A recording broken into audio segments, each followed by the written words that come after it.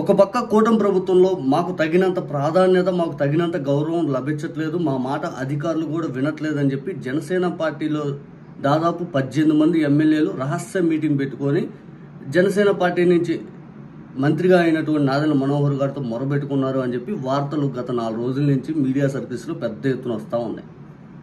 నిజానికి పవన్ కళ్యాణ్ గారు పైనేమో 40 ఏళ్ల తెలుగుదేశాన్ని నేను నిలబెట్టానంటారు. నాగబాబు గారేమో ఇక్కడ పిఠాపురంలో పవన్ కళ్యాణ్ గారిని ఎవరైనా గెలిపించారు 5 అని భావిస్తే అది వాళ్ళ కర్మ అని చెప్పి డైరెక్ట్ వర్మ గారిని టార్గెట్ చేసుకుంటూ ఉంటారు.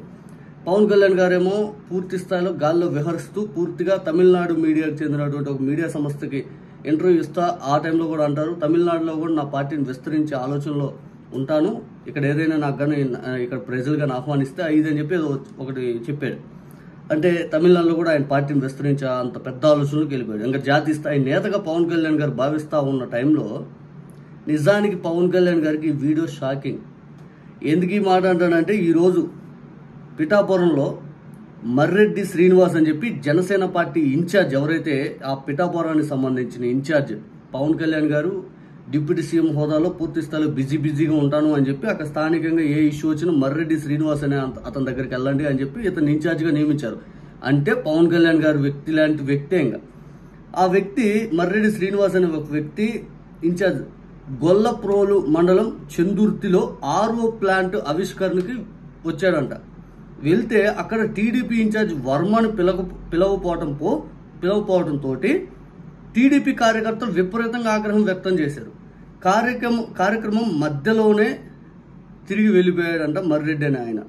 వర్మ చెప్పబట్టి పవన్ కళ్యాణ్కి ఓటు వేసామని, తమకు పవన్ కళ్యాణ్ ఎవరో తెలియదని తమ మనసులో మాటను బయటపెట్టిన టీడీపీ కార్యకర్తలు ఇక్కడ క్లియర్గా వీడియో చూస్తే ఒక అతను 100 మంది లేరు మీ వెనక, వర్మ గారు చెప్పబట్టే మీకు ఓట్లు వేసింది నేను, ఎవరు మీరు, రా చూసుకుందాం 5 అని చెప్పి గొడవ పడే ఘర్షణ వాతావరణం దిగినట్టు కనపడింది. ఒకసారి ఆ వీడియో చూడండి, మీకే అర్థమైపోద్ది.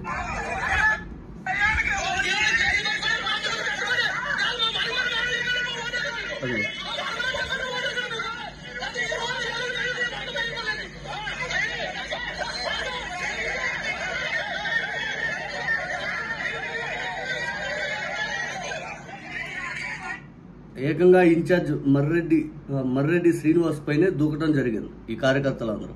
వర్మ చెప్పబట్టి మేము ఓట్లేసాం, పవన్ కళ్యాణ్ ఎవరో మాకు తెలియదు అన్నమాట. ఇదని చూసుకుందాం 100 మంది లేరు మీ వెనక 5 అని చెప్పి సాక్షాత్తు డిప్యూటీ సీఎం పవన్ కళ్యాణ్ గారు జనసేన అధినేతగా ఉన్నటువంటి నియోజకవర్గంలోనే పూర్తి స్థాయిలో కూటమి ప్రభుత్వం తెలుగుదేశం పార్టీ ఆధిపత్యం ఎలా ఉందో మనకు కనపడతా ఉంది. అక్కడ పూర్తి కార్యకర్తలే రివర్స్ అవుతా ఉన్నారు. ఇంకా ఈయనేమో తమిళనాడుపై పార్టీ పెడతాను, తెలంగాణలో డిపాజిట్ రానికి 8 నియోజకవర్గాలు ఇంకా అప్పుడే మర్చిపోయినట్టున్నారు. పవన్ కళ్యాణ్ గారు సంవత్సరానికే మర్చిపోదట.